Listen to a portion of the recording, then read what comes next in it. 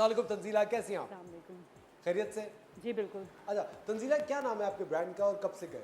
अच्छा, basically I am an author जो अच्छा। मैं 2016 से I have written thrillers and English novels and I have illustrated as well. This jewel Elle जो है it's handmade ceramic jewellery that is hand crafted, वो पूरा hand painted. और मैं जो है ना बिलोंग करती हूँ आर्टिस्ट फैमिली से। तो अच्छा। मेरे फादर खुद इंटीरियर डिज़ाइनर हैं, मेरी सिस्टर्स और मेरे बहन भाई सभी आर्टिस्ट हैं। तो मेरे फादर उन्होंने यही किया कि जब वो रिटायर हुए तो फिर उन्होंने लिखना शुरू किया। उनकी बहुत सी अल्हम्दुलिल्लाह उर्दू में किताबें हैं। अच्छा। और अभी किताबें किस बारे में लिखते हैं वो? मेरे फादर जो है वो वैसे साइंस फिक्शन लिखते हैं। अच्छा। उर्दू में। अच्छा। और अभी उन्होंने जो है वो ये दक्कन की एक हिस्ट्री की किताब है जो उनके दादा की लिखी हुई है, मेरे फादर के दादा की लिखी हुई है। और मतलब इसके अंदर समझें आंखों देखा हाल 1857 की वॉर का भी है।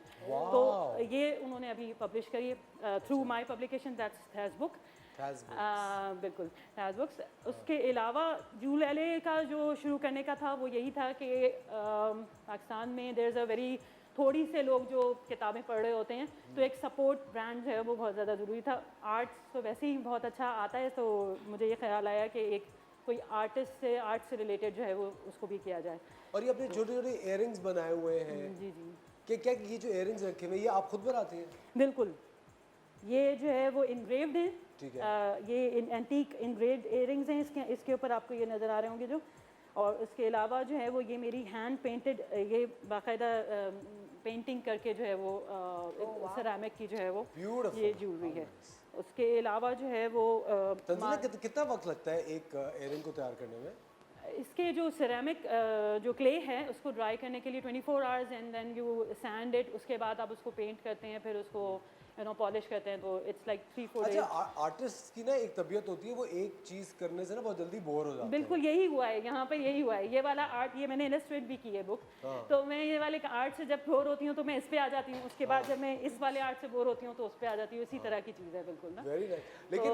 लेकिन एक चीज़ ये भी होती है कि कभी जब आप इस आर्ट को बिजनेस में कन्वर्ट करते हैं तो उसके अंदर फिर ये भी होता है ना कि अगर लोग जो हो वो किसी पुरानी चीज़ की डिमांड आ गई जिससे आप बोर हुए हुए हो और आपको वही बनानी होगी बल्क में, फिर क्या करती हैं? बहरे फिर वो करना पड़ता है। बिजनेस है भाई, करना तो पड़ेगा। बिल्कुल बिजनेस के लिए करना पड़ता है। मैंने अभी समझे लिखने में भी यही हुआ है, बिकॉज इलस्ट्रेशंस के जो भी जॉब्स आते हैं वो करने पड़ते हैं, जाहिर है, because you have to run it as well. तो जाहिर है। और अब आपकी ज़्यादातर क्लाइंटेल पाकिस्तानी है या इंटरनेशनल भी? बुक्स की ज्वेलरी की दोनों पाकिस्तानी हैं। पाकिस्तानी है।